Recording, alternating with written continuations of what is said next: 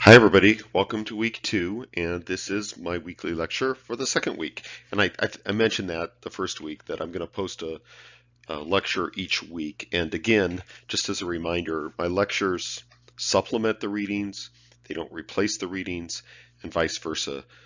The readings don't replace the lecture. So what I try to do is bring out particular highlights.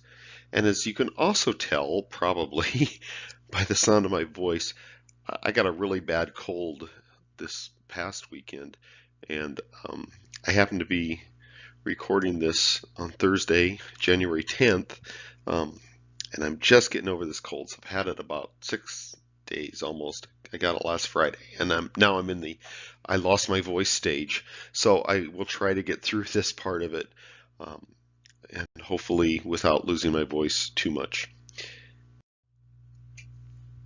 But the theme for this week is what is policy? So this really, by this time in your studies, really, this might be a bit of a review for you, right? You would say, what is policy? Well, I mean, we all know what policy is, I suppose, um, but and we might think it's obvious, but in fact, policy is not as obvious as we think. I mean, there's one definition that floats around that says policy is the sum total of everything government does and does not do, meaning that governments, as they are constituted, as we elect them, either at the national level in Congress or at the state level, at the state legislative level, at your city council level, your school board level, some other kind of elective board, a water board, a weed board. Actually, I didn't make that up. Some counties have weed boards. They make policy, um, and uh, but there's also other people that make policy, right? So we say the sum total of what government does or does not do, meaning they consciously decide to do some things, but they consciously decide not to do other things, and that also is policy. So consciously deciding not to do something really can be taken as policy. The real question is policy ever settled? Because we argue about it a lot, don't we? And if popular discourse is an indication at all, policy might not be settled. So let's think about the Affordable Care Act, also known as Obamacare, and everything that's transpired with the Affordable Care Act during the Obama administration and now during the Trump administration. The EPA Clean Power Plan, which was an Obama administration rule, and now the Trump administration is trying to do away with that rule. Actually, we're going to talk about that in a few weeks. The Omaha occupation tax, which is also known as the restaurant tax. So in the city of Omaha, you pay a 2.5% restaurant tax when you go out to eat. And that was very controversial when proposed at the time, but it's been an enduring tax. Can we justify the volume of policy at all levels of government? So typically, self-identified conservatives come into office with a promise lots of times that they're going to do away with the volume of policy. They're going to eliminate useless regulation. That is a promise that Paul Ryan made as Speaker of the House, and to a very great extent, this current, or not the current Congress, but the most recent Congress did concentrate on that a lot. Because some people would contend this is some kind of plot, right? There's this deep state that conspires to create a lot of policy, and that we have this government out of control. Well, I mean, I will be honest with you and give you a little bit of my own opinion. I don't think there's a conspiracy. However, I do think that, in fact, we do live in what Dwight Waldo in 1948 called the administrative state. So yes, we do have a lot of rules that become policy at the national level. We also have a lot of rules at the state level and at the city level. So as it turns out, both of our political parties, engage in trying to get rid of policies that were passed into law by the other party as well. So we're constantly bickering, I suppose, about policy. That was the reason, in fact, that I had you engage in that exercise last week, and I really enjoyed your comments I enjoyed the comment one student made about things being dystopian and anarchic. I thought that was really kind of spot on. Sometimes our processes do seem dystopian. However, um, the point of that exercise was that policy and budgets are really intimately connected. It is impossible, in my view, to separate the budget process from the policy process because they feed each other. Um, so let's move into this week and talk about policy as a process. So here's some examples of policy, and I talked about these on the first slide. But Social Security, that's one of our largest policies in the United States, right? And one of our most expensive. So that takes up a great deal of our national budget, Social Security. It was passed in 1935, and it's continued since then. And we typically think of Social Security, the old age pension, but there's other titles to that, as you might have run into, or people you know. There's Social Security disability insurance. Unemployment insurance is part of the Social Security law. Um, and Medicare now is actually part of the Social Security law. So it is firmly entrenched in law, but the thing about Social Security is that many of its provisions are automatic, so it is mandatory spending. So the cost of living allowance, for example, that a Social Security recipient gets in any given year is actually based on formula, and it's a formula that's founded in the Consumer Price Index. So Congress doesn't every year debate what should the cost of living allowance be for Social Security for the next year. It's a formulaic determination. And so you can go to the Social Security site and look at that. I talked about the Clean Power Plan, which was innovated during the Obama administration. So it's not a law. The Clean Power Plan was never a law. It was a rule. And it was a series of rules, really. And now the Trump administration plans to do away with this rule. And this is really ongoing right now, as a matter of fact. And we're going to talk about that coming up in weeks 12 and 13, I think. The Omaha restaurant occupation tax was levied by ordinance in 2011 under the previous mayor, Jim Suttle. Jean Stothert, who is the current mayor, when she ran for mayor, she was on the council, and she spoke against the restaurant tax. But she kept the restaurant tax because, as it turns out, the restaurant tax, this occupation tax, turns out to be a pretty good source of revenue for the city, and it's really not that onerous as many had predicted it would be. Many cities have occupation taxes, and you know that. If you ever travel, you go on hotels.com, and the rate that you get for the room in Chicago is, $175 a night, but you get there and you pay for the hotel and it's $216 or something like that. And most of that is tax, some of it's sales tax, but a lot of it's occupation tax. So hotel taxes are a great source of revenue. Why? Because tourists are paying it. So if it's a city where a lot of people want to go, the thinking is, why not have a policy that charges taxes to the tourists? Pretty smart. Net neutrality, which we've argued about for years, it's a ruling issued by the Federal Communications Commission. It is not a law. So policy comes in the form of law, like Social Security, or it comes in the form of rules, or it comes in the form of rulings. So how do we define policy? There's all these different definitions that I've listed here, and I talked about the one, the sum total of government action from, well, I talked a little different form, but Paul Kearney comes up with this one, the sum total of government action from signals of intent to final outcomes.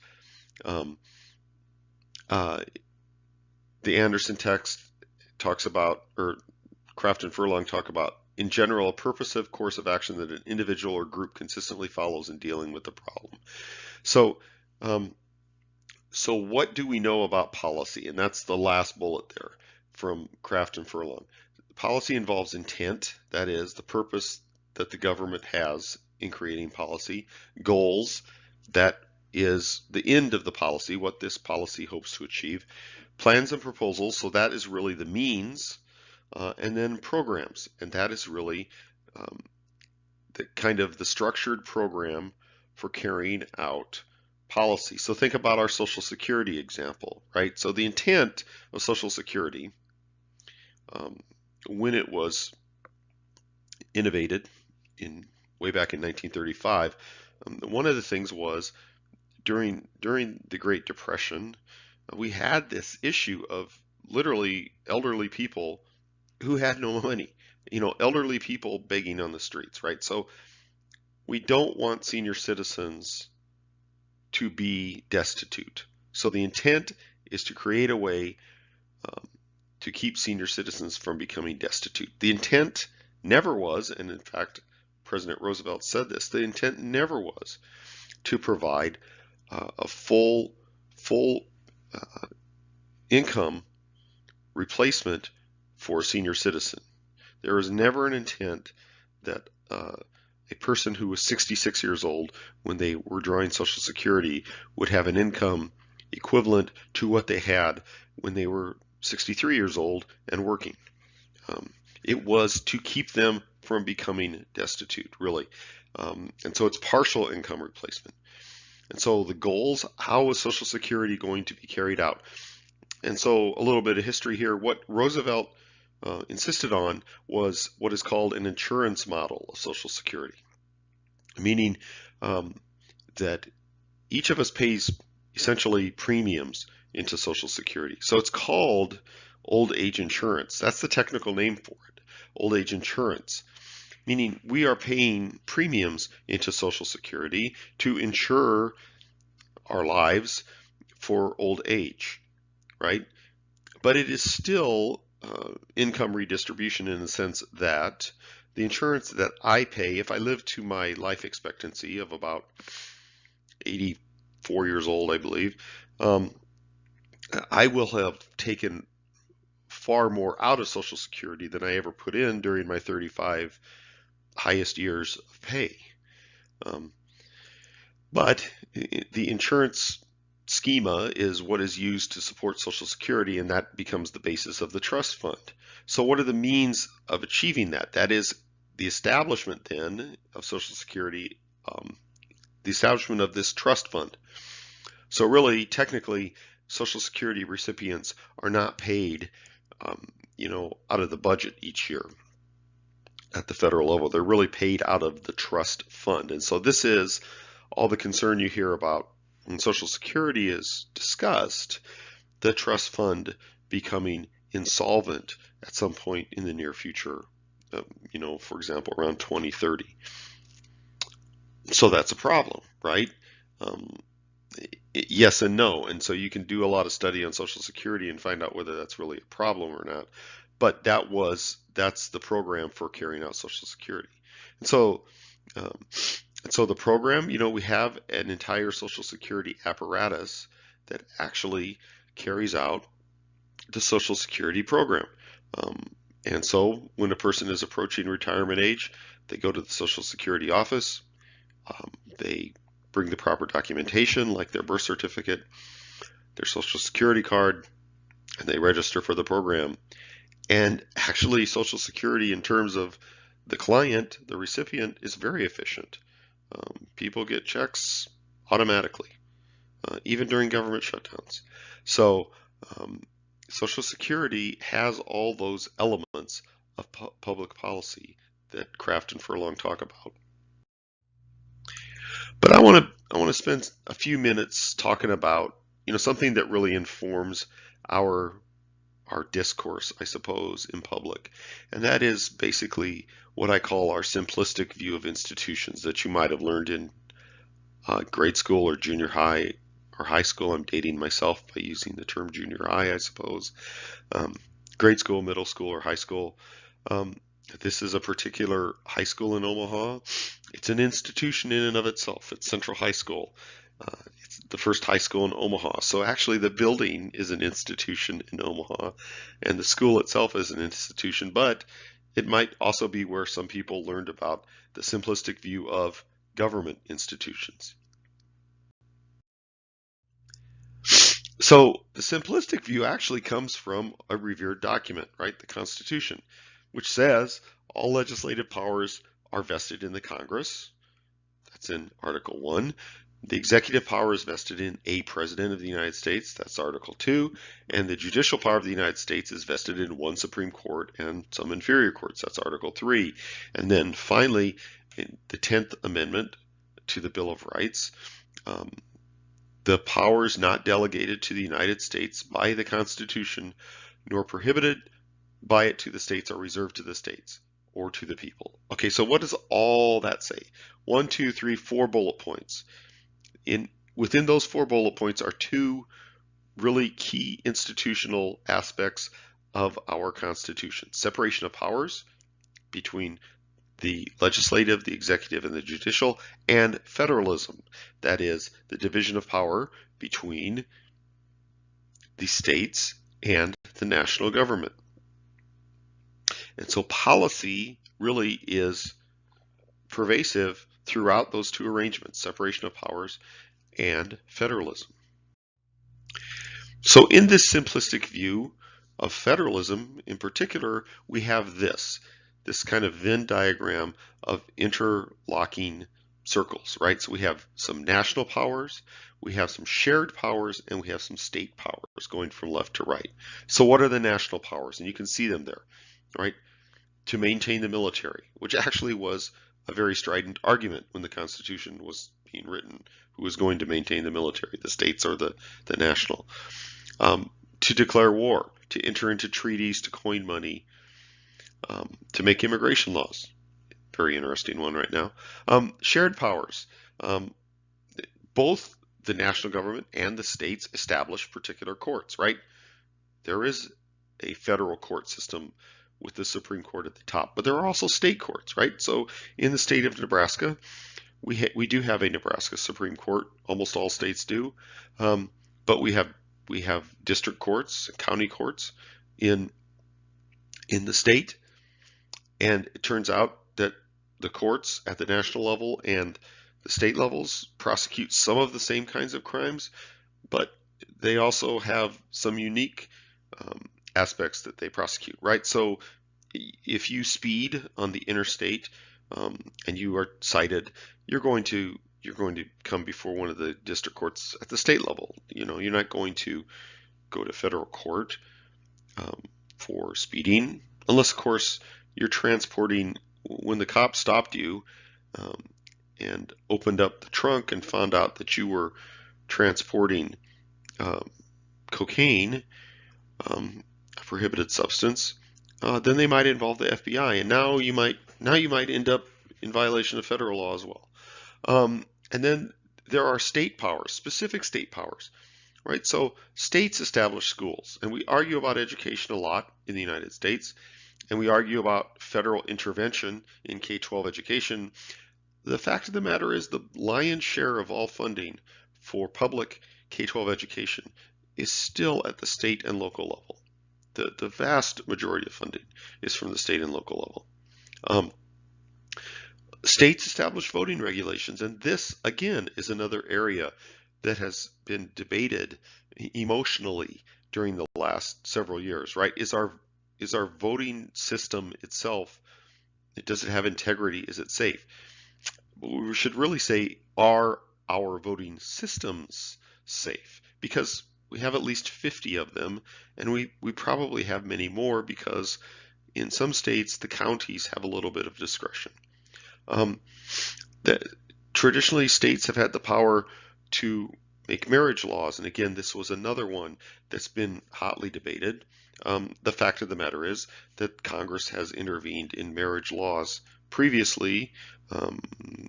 Look at the history of the state of Utah, and you will see that Congress intervened in the right of the state, then the territory of Utah, to establish marriage laws. That's all I'll say about that, but you can look it up. It's interesting. So we have this simplistic view, right? Some shared powers and some national powers and some state power. But even the simplistic view really is not as simple as we seem, right? Because so this diagram from Kraft and Furlong has Congress, the executive, and the judiciary in there, right?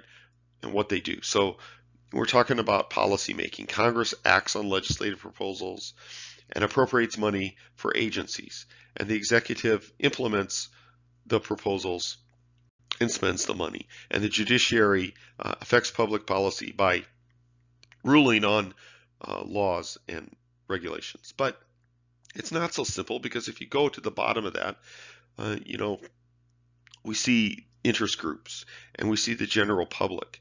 And so actually, there are very many interest groups that lobby their positions for policy, and this occurs routinely. Um, and people seem to be very anti-interest group unless it's their interest group that they're talking about, right? Um, and the general public. Um, some people would say that the general public has been basically depowered. However, the public might have a lot more uh, power than it thinks, particularly on very controversial issues. Um, it has been demonstrated that some members of Congress are very responsive to a large outcry from the public. And so policymaking is not clean or pure. It's really becomes a sense kind of a jumbled up mess. Uh, and so even the idea of federalism is really quite um, malleable, I suppose. Um, we have really changed our view of federalism in the 240 years that the nation has been in existence. Um, and Delhi Wright, who was a scholar, he was one of the experts on federalism. He wrote a lot about um, how intergovernmental relations work. And you know what he talked about in this 1978 book was moving from a kind of conflictual federalism through cooperative federalism, through what he called concentrated federalism, you know, through creative, competitive, calculative, and so what he was saying was that the models that we use to describe federalism have changed over time. And you've probably heard this one, layer cake federalism. So in this column here, he has these metaphors, and they all have to do with cakes and flowers, I suppose. So it's kind of fun if you're hungry. Um, so layer cake federalism, that was, you know, what we talked about in the 1800s, right? If you think of a layer cake with, you know, vanilla, or, you know, maybe lemon and chocolate and vanilla, if you wanted to have a cake like that. Each layer is part of the whole cake, but each layer has its own constitution, if you will. And so what that meant was that, you know, if we talked about states, the national government, states, and cities, then each layer could sort of have its own jurisprudence, if you will, and its own authority.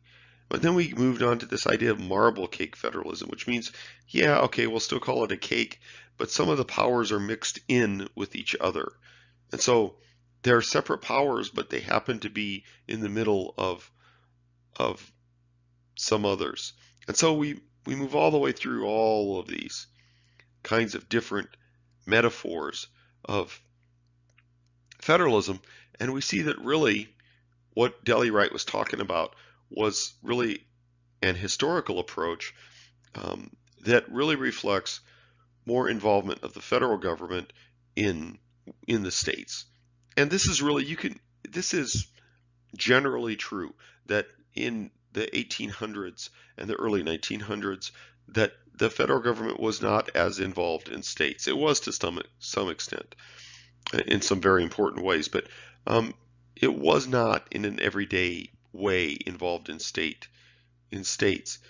But when the Great Depression and the New Deal came along, then the federal government became much more involved in states, right?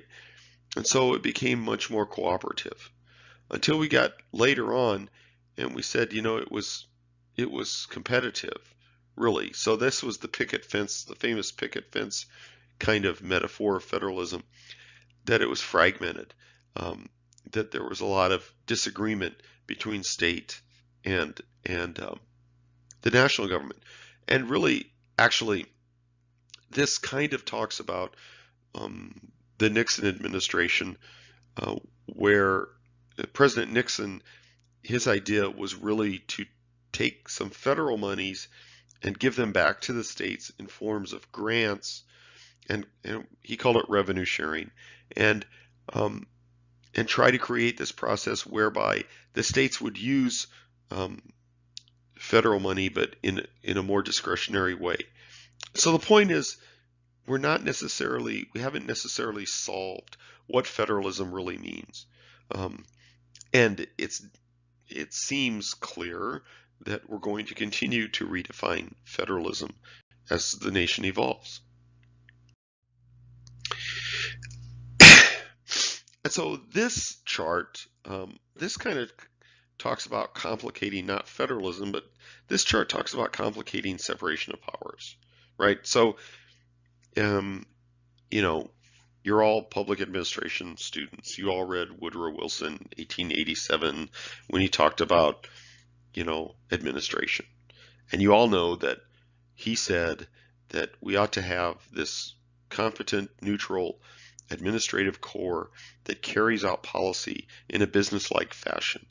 Well, Wilson's assumption, was that administration worked for the executive, right? So the president, in that sense.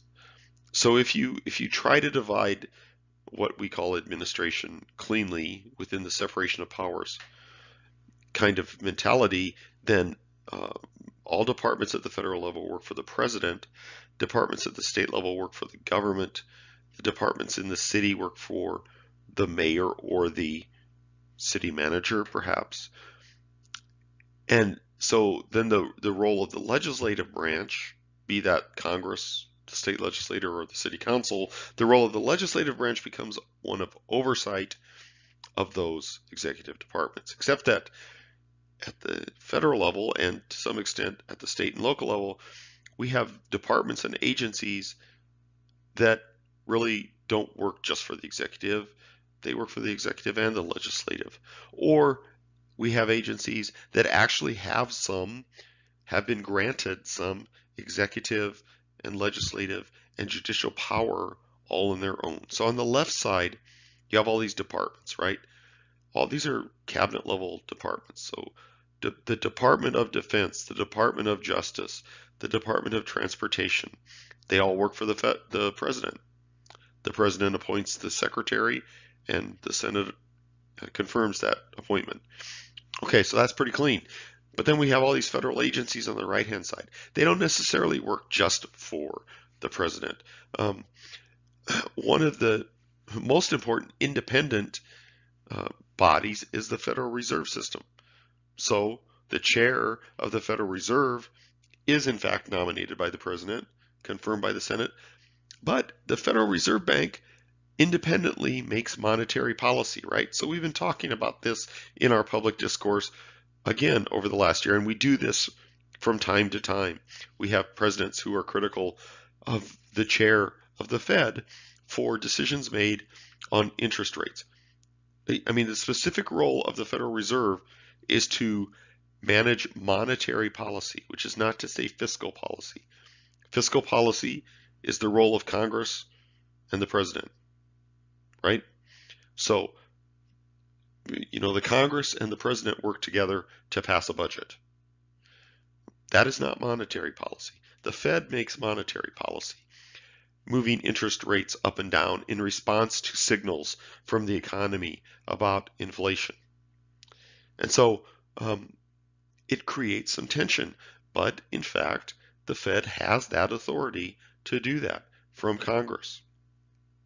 The United States Postal Service, way at the bottom, which people like to talk about, is not really a department as much as it is a corporation that is partially funded by the federal government. So the U.S. Postal Service really is a company um, that is part of the federal government. And so we can cite all kinds of examples there in that list on the right where the powers of those agencies are varied, their governance is somewhat varied, um, and the degree of independence is varied, but they are not executive departments. They have executive powers and legislative powers. And so it becomes very interesting and very complicating to our simplistic view of how policy is made. Um, this is more on Delhi Wright. Um, I'm not gonna go into huge detail about this, but in the PowerPoint version of these slides, you might want to spend some time looking at this. Delhi Wright kind of presented some different ways we could actually interlock these circles between the national government, the state government, and local governments, and it becomes very informative when you start thinking about and talking about the relationships between states and cities, and states and the national government, and states uh, and then local governments and the national government. So you might want to take a look at that, stare at it a bit, and think about those relationships. So let's kind of shift back to policy and why we create policy, right? So, you know, we can talk about the role of government in the lives of people and in the economy, let's say. So, you know, this overriding question is, should government involve itself in the lives of people? Should government involve itself in the economy? And so that's really kind of the great question that self-identified libertarians would ask. And so Senator Rand Paul, as it turns out, from Tennessee, is one of the self-identified libertarians. And he has written and spoke over many years, and his father did as well, espousing basically a libertarian policy that that we should strive for very little government involvement in the lives of people and in the economy. Okay, and that's a valid point of view. There are other points of view that say no, in fact, government has a role in the betterment of the lives of people and the betterment of our economy. So in fact, we have some tension, and it turns out that we often try to pursue both those kinds of approaches and everything in between. So there are political reasons for establishing policy. So what President Lyndon Baines Johnson and his Great Society programs were really, they were ideas that he had for a long time as a member of the House and the Senate, but they were also, there was a public outcry for the programs that Johnson came up with. And so Medicare and Medicaid came out of the LBJ Great Society programs, as did you know, some other laws, civil rights laws, the Voting Rights Act. These came out of the Great Society programs. And so there was this shift in public opinion that said we have a need to provide better income support for people. There might be a perceived need for strengthened institutions. So the Food and Drug Administration came out of, and the U.S. and enhanced USDA meat inspection policies, for example, came out of an era where there was a lot of outcry about how meat was processed, for example, in packing plants. And if you've read the book The Jungle, that actually led to some enhanced meat inspection policies. The Department of Defense, which really was created in 1947, came out of sort of the aftermath of World War II and the idea that now the United States needed really a more permanent Department of Defense to oversee national security, not just a Navy and an Army that we surged in time of war. the need to send a message. So NASA, as a matter of fact, and the Apollo program, which landed humans on the moon, were famously really inspired by the vision of President Kennedy, but really they were really more about sending a message to the Soviets that we're better than you technically. And then there are moral and ethical reasons, right? So government's seen as the right way to correct a long-standing wrong. Social security, right? I talked about the specter of the aged dying in poverty, or that the U.S. can lead morally. So, the U.S. has responded in very many countries, militarily and other ways. So Somalia in 1992 was initially in response to a humanitarian crisis in Somalia. It led to sort of a mess. We're still in Somalia in some ways, because people are dying of AIDS. So AIDS funding increased after the death of a young man named Ryan White in the 1980s. And then the classic reason is economic, and it has to do with market failure. So many economists say that there shouldn't be public policy unless there's market failure, meaning the market can't take care of a particular situation. So, what are some market failures? So I list about 4 or 5 there, right? The existence of monopolies, externalities, information failures, and the inability to provide for public goods. So economists would tell you that these are valid reasons to create public policy, because one or more of these kinds of market failures have occurred. So externalities is one that we talk about a lot, because air pollution and water pollution are really externalities, right? So a plant that manufactures something, but also produces a toxic air effluent, or produces toxic flow into the watershed, that toxicity, if you will, is not reflected in the price of the good that they produce, right? So the car, for example, that comes out of the plant, when the consumer pays for the car, the consumer is not actually paying for the air pollution. But the air pollution, there is a real cost to that.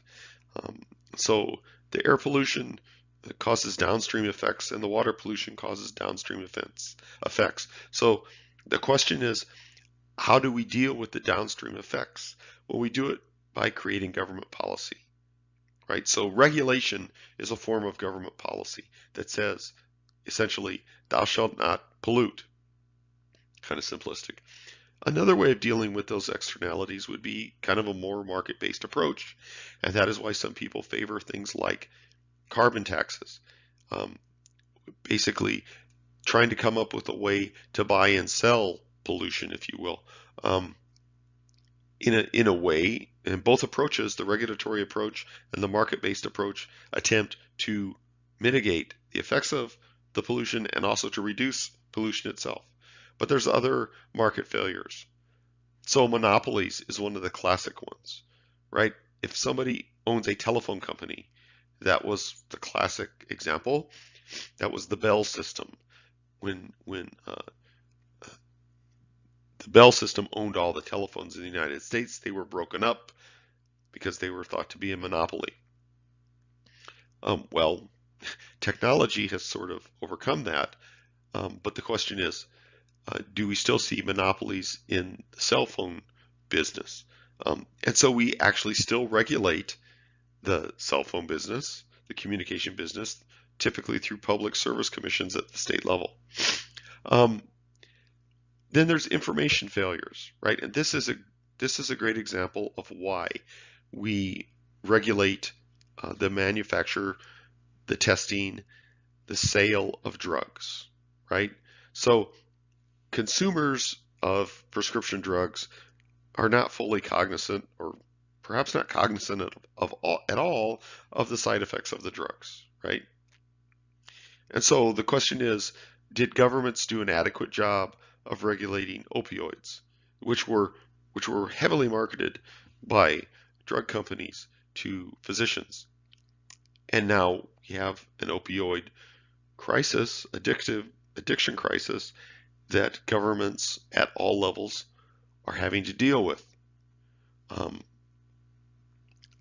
but the overriding reason for regulation on drugs is because there's a market failure in information. And then there's the inability to provide public goods, and that's the classic that the market can't or won't provide a public good. And you could think of that as a park. And so leading from that one, we have this idea of what the kinds of goods we have that we consume, right? So this you've all seen this quadrant chart. Um, we basically have four kinds of goods. We have pure private goods and we have pure public goods. Those are in the opposite corners here, right? Pure private goods and pure public goods. So what are pure private goods? Um, houses, cars, consumer goods. So this says there's more exclusion. What does that mean, exclusion? The exclusion means you use market devices um, to exclude people, but there are also rival goods, right? So, okay, so cars. I might like the look of a very expensive Mercedes-Benz, but because of the way that Mercedes-Benz is manufactured and kind of the features in the car, they charge a lot for the Mercedes-Benz. So Mercedes-Benz says, okay, the car you like, you can have it for $90,000. Well, I don't have $90,000 that I want to spend on a car, but there are rival goods available to me in the market. So instead of buying the Mercedes-Benz, I can go to the Hyundai dealer and I can get a Hyundai. Okay, so the Hyundai doesn't have all the goods in it that the Mercedes-Benz does, but it's a car and it still does the things that it's supposed to do as a car, right? It gets from point A to point B. And you can think of that same example with houses, with consumer goods, right? So pure private goods in the economic sense should be less regulated, and the public sector shouldn't enter into that. And then we have pure public goods, right? Where exclusion is infeasible, where rival goods don't exist. So for example, we often think of national defense or public parks. So what do we mean exclusion is infeasible? Okay, so a park, Elmwood Park, right next to UNO, I can hop on my bike and I can ride through Elmwood Park. Well, no cop is going to stop me for riding through Elmwood Park on my bicycle. UNO students like to cut across the golf course. They're not supposed to do that, by the way. They might get stopped for that, but in general, anybody can use the park. And furthermore, they don't have to be a taxpayer in the city of Omaha to use the park, right? So are there rival goods to the park? Generally, no. I mean, there might be some green spaces. Some might even be privately owned. I might like to lay on the grass of, some corporate headquarters, but I could be kicked out of there as well. So these are pure public goods. And the large one that we always think of is national defense. So whether a person pays $100,000 a year in income tax or they actually pay no income tax, they all benefit from the same level of national defense because you can't really exclude them from that provision, right? But in the middle, we have all these others called common pool goods and toll goods. Toll goods is great because actually we use toll goods all the time. One of them is cable TV. Cable TV actually is being impacted as a toll good because of technology, really. But it's available to everybody at a price, at a toll, but it also becomes a quasi kind of public good, right? Electric utilities are another example. Even if your power company is public or private, basically they're not going to exclude you if you pay for the utility. And then there's common pool goods. So here we have grazing land, for example, or fisheries. So grazing land is another that has come under some some bones of contention, I suppose, over the last few years. In the West, in most of the West, there's a lot of land owned by the federal government, and the federal government leases out that land to cattle herders or sheep herders, and they say you can graze here for a fee. There are people who have said that the federal government shouldn't be able to do that, but these are common pool goods, right? And rival goods exist, but that rancher could put all the cattle on a feedlot, right? But they'd pay a market price for that. So the point is that we argue about the status and the composition of all of these goods, but from an economic standpoint, what an economist would tell you is we should make less policy here. We should make less policy here in pure private goods and more policy here, and then varying policy in those areas there. Doesn't always work out that way. Okay, let me shift gears to a few theories of the policy process that are talked about in the book. And they're important because, like all theories of the policy process or all theories of the whatever you want to talk about, a lot of researchers have looked at these to see whether they work, and a lot of people like to cling to one particular theory, but in fact you can see examples of these in use in many policy situations. So there's this theory of elite theory, right? That all policy is influenced disproportionately by the elites. So the moneyed elites at the national level, whether that's corporate business, Wall Street, or professionals like physicians, or whether it's cultural elites like Hollywood personalities or sports people, or whether it's elected elites. And actually that theory can carry over to local government. So many people will say at the local level, for example, in Omaha, we built a ballpark, or we built an arena because the elites wanted it to be done, and the rest of us are paying taxes on that. I mean, people claim that, and with some justification. And then there's group theory, right? So we're saying that there is pluralism, and that, in a sense, many of the policy decisions taken by Congress are in fact influenced by different groups, right? And so when policy is made, many groups actually have the ear of Congress. We argue about gun control regulation and whether one particular group is more powerful than the other. So the question is, are all groups equal? And then there's institutional theory, and that is the theory basically that institutions themselves wield significant power. This is the theory really that has a lot to do with defense appropriations. And when a lot of people will argue about the so-called military-industrial complex, and what they're saying is that the institution of defense itself, that is, the people who run the Department of Defense, and that always changes, and their allies in the defense industries actually are the ones who are constantly lobbying for larger defense policies, sort of absent of any threat or strategy. Well, you could argue that too, and you could also argue that the strategies are created in order to support that. So is the question whether does the institution itself wield significant power? And then we can start talking about the policy process. And I gave you a paper where I talk about how Hogwood and Peters, and I like that because what Hogwood and Peters are saying is that new policy is really kind of hard to come by.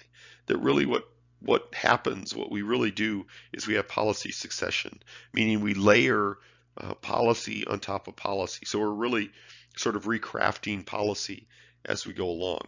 Um, Hofferbert said in 1974 that policy could be modeled as responding to the environment, that's what really policymakers are doing.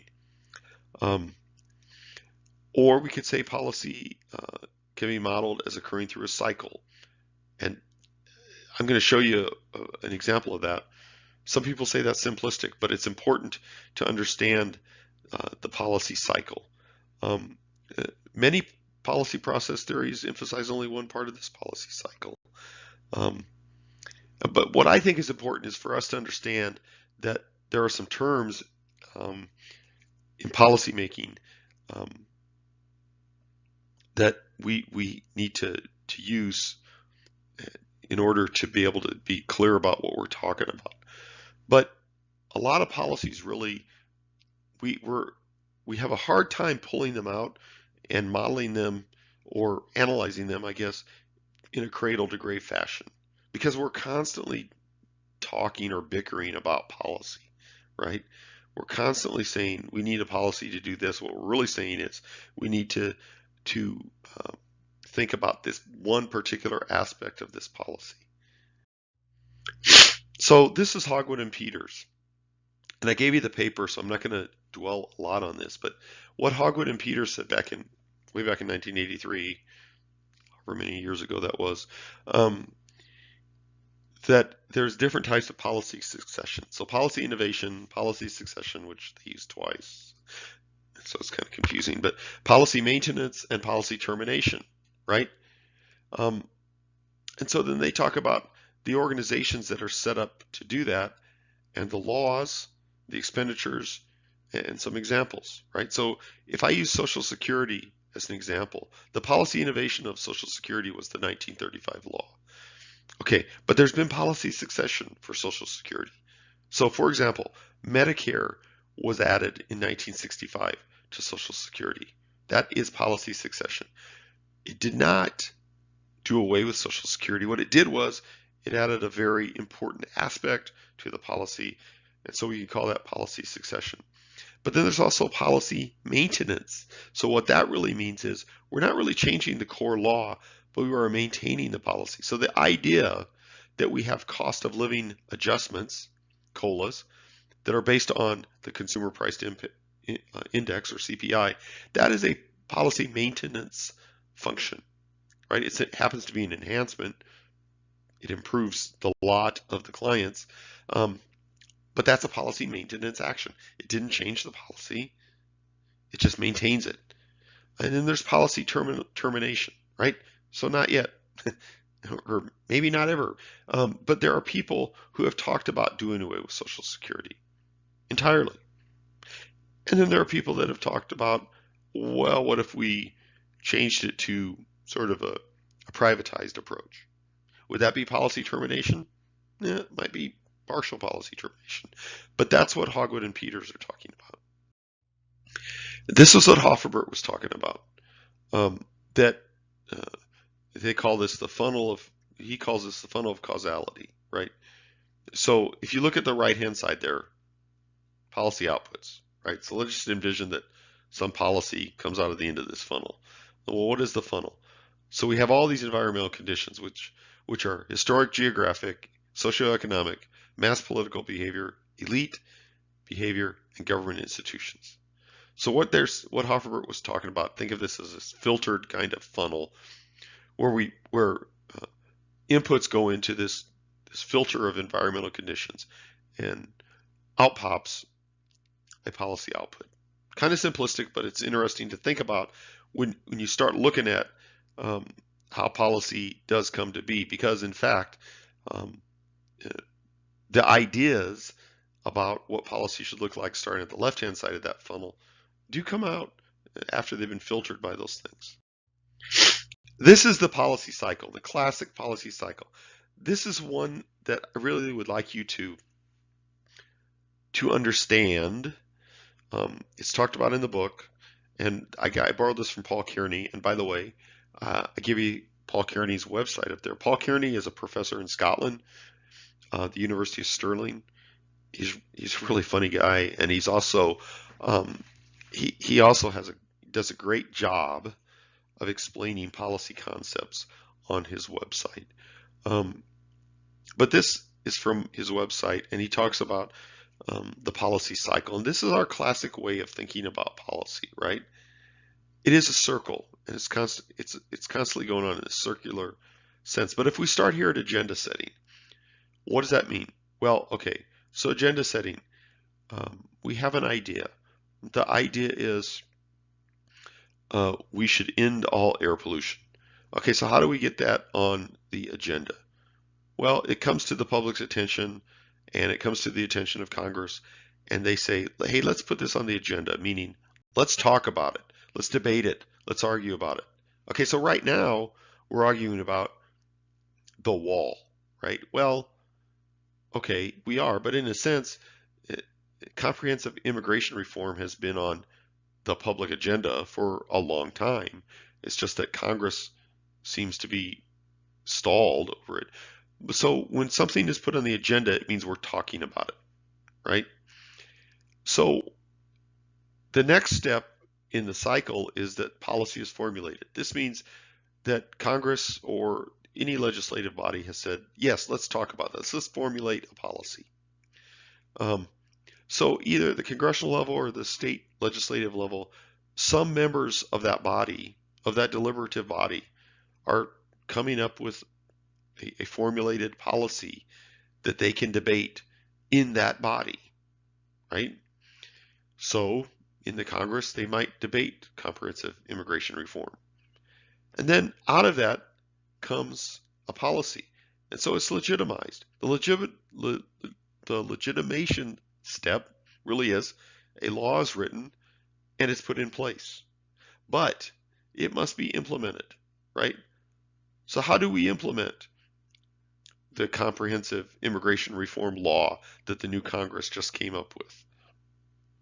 They will establish maybe an agency to do that, or they'll tell an existing agency that, implement this law as it reads. And so that agency actually will come up with a set of rules that will tell themselves and tell the public, this is how we're implementing the law.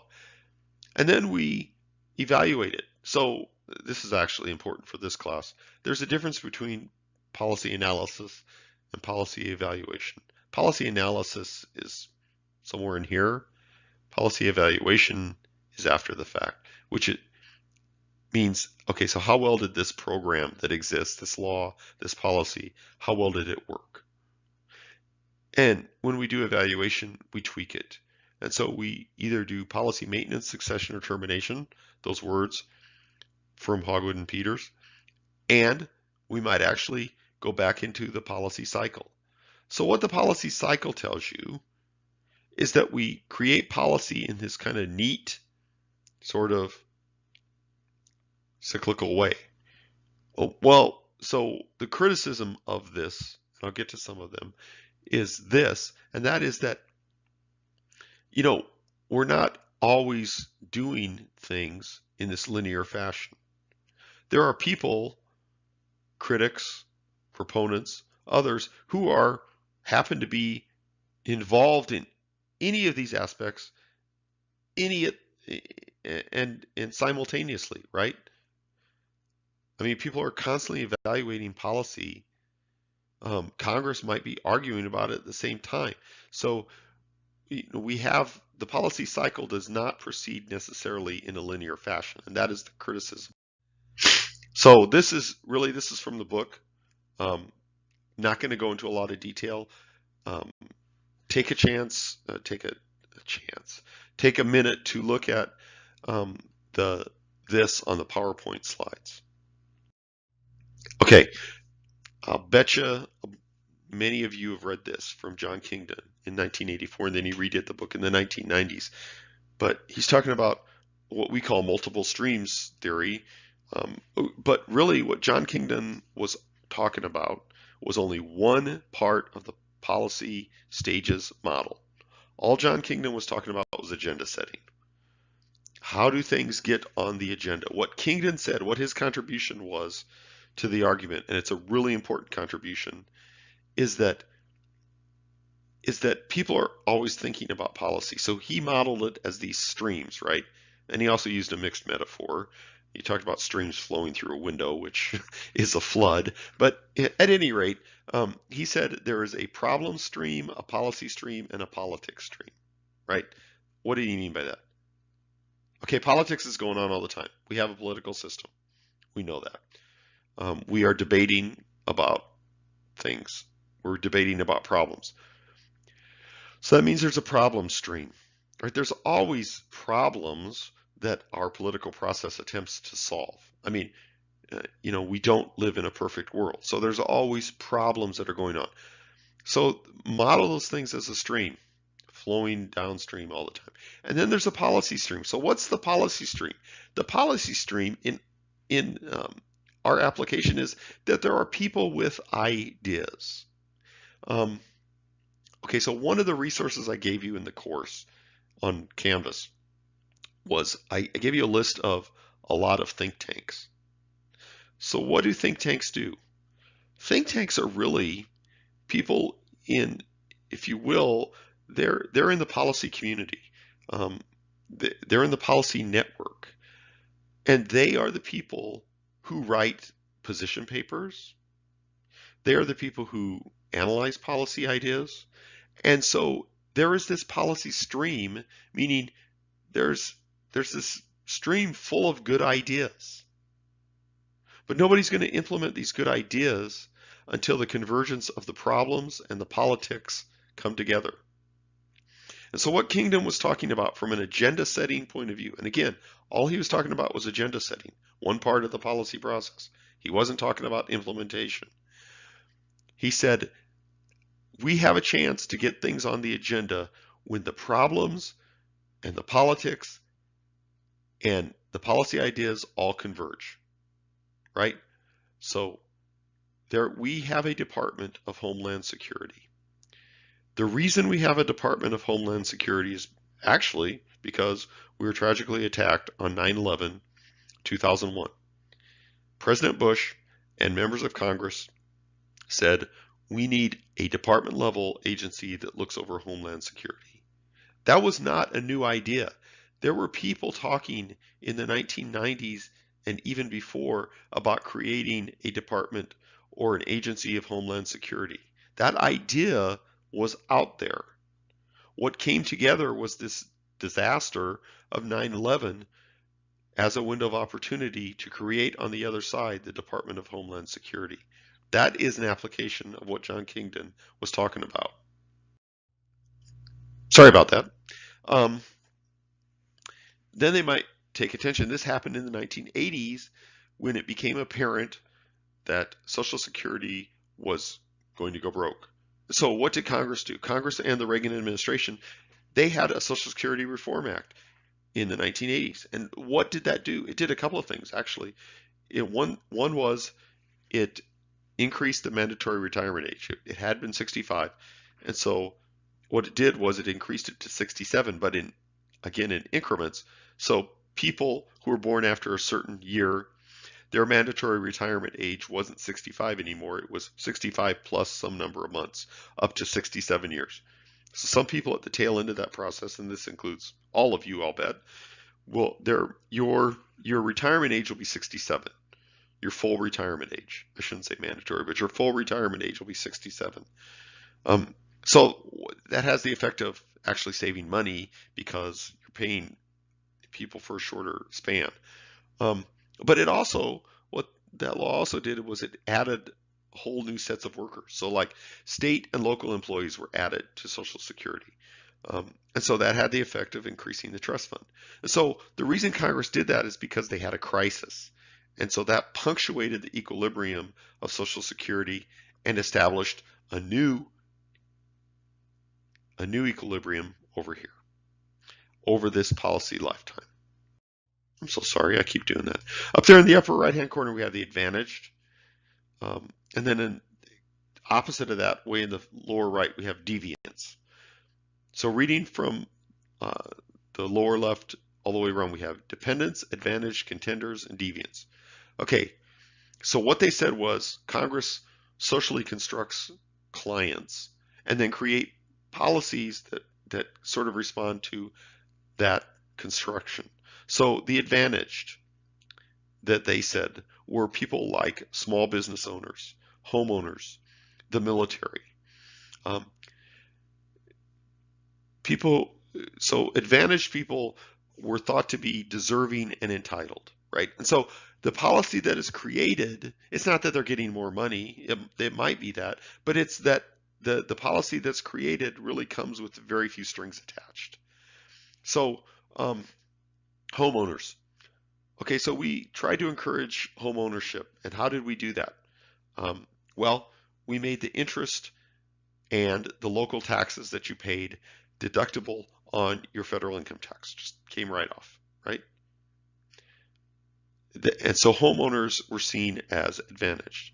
The military in their construction was seen as advantaged, right? Because military persons are given a fairly generous retirement program without very many strings attached to it. Then there are the contenders. The contenders are seen as entitled, but a little less deserving. So they're sort of seen as people who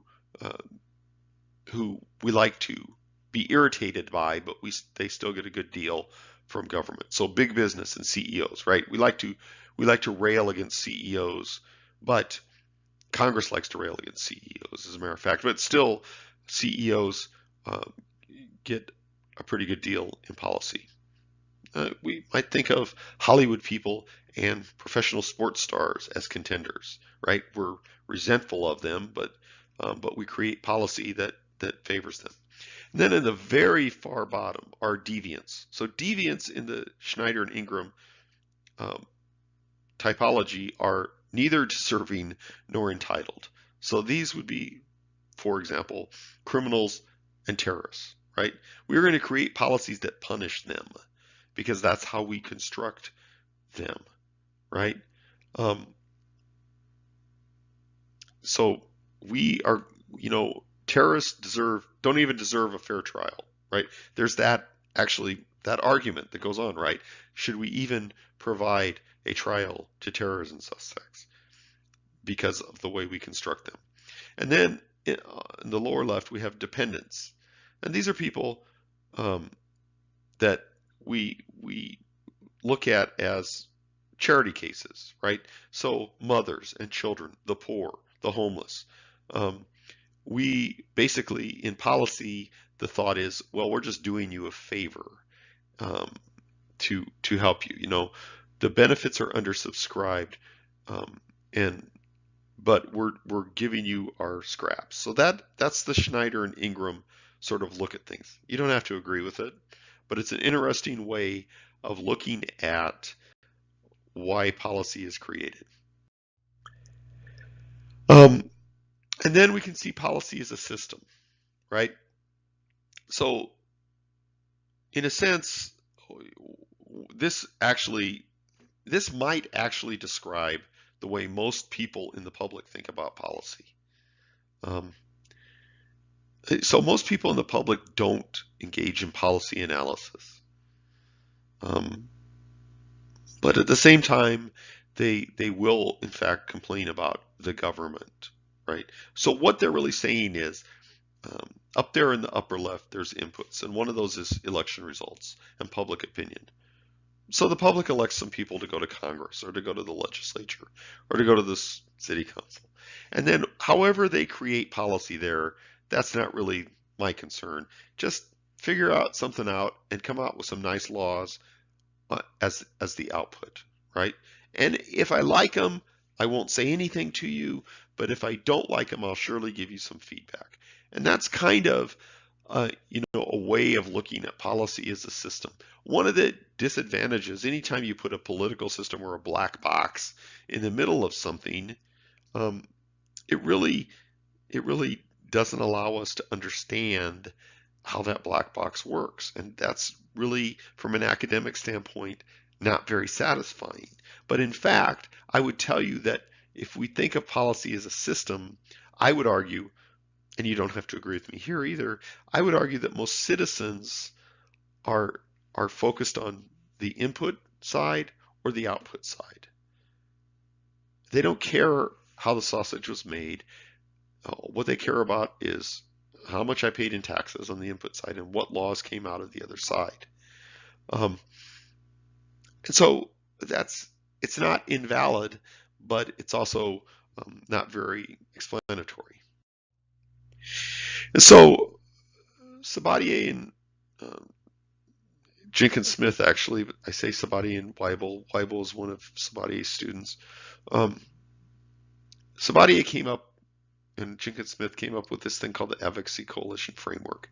So what they were talking about in the Advocacy Coalition Framework is they said that you could take every single policy domain, and if you want to split up policies into domains like um, defense policy or welfare policy or environmental policy, and said that there are these policy domains, that within each policy domain there are sets of advocates. There are people who are interested in that policy domain, right?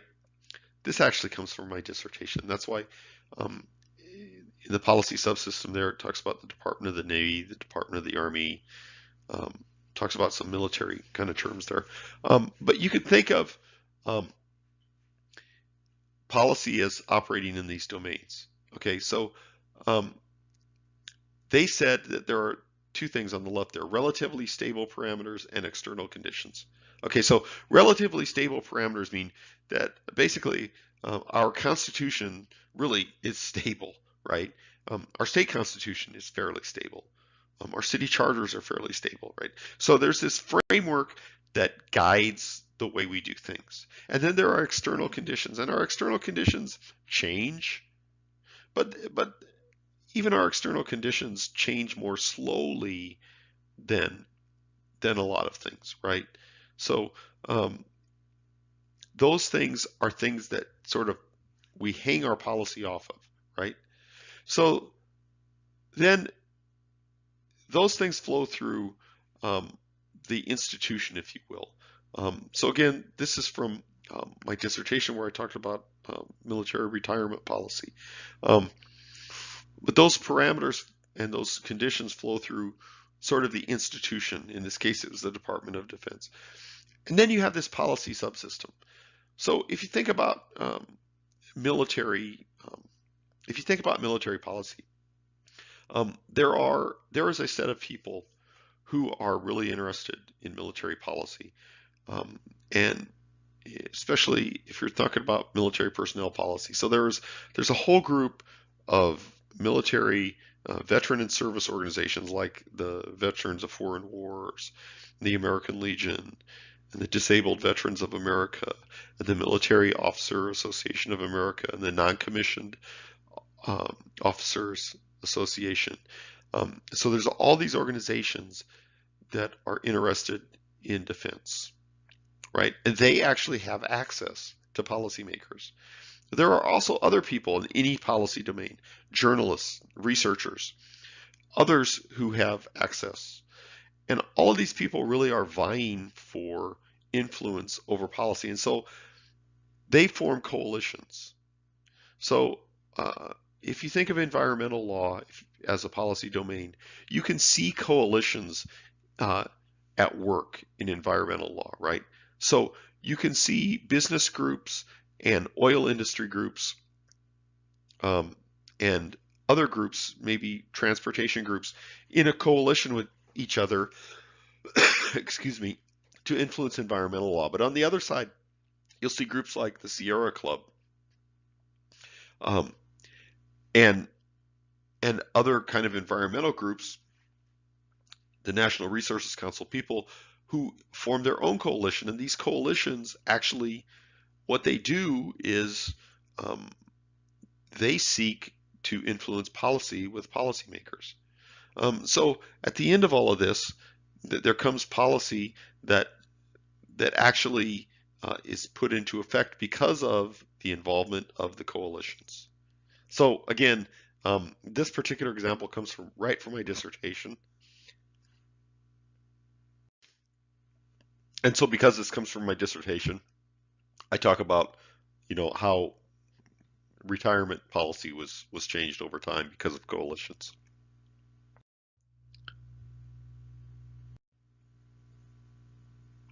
Okay, with all that in mind, and I just noted that this lecture has gone on for like an hour and 15 minutes. Sorry about that. I didn't mean for it to go on that long. I just kind of got into it. With this lecture and your readings, this is the discussion question I want you to answer this week.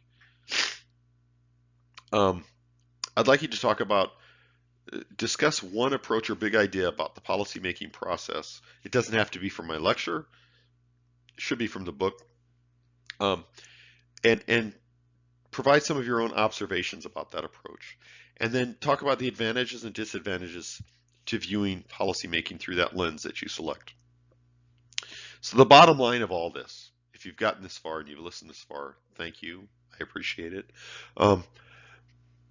The bottom line of all of this is there are different approaches to the policymaking process, but it's really important for us to understand if we're going to be talking about policy analysis.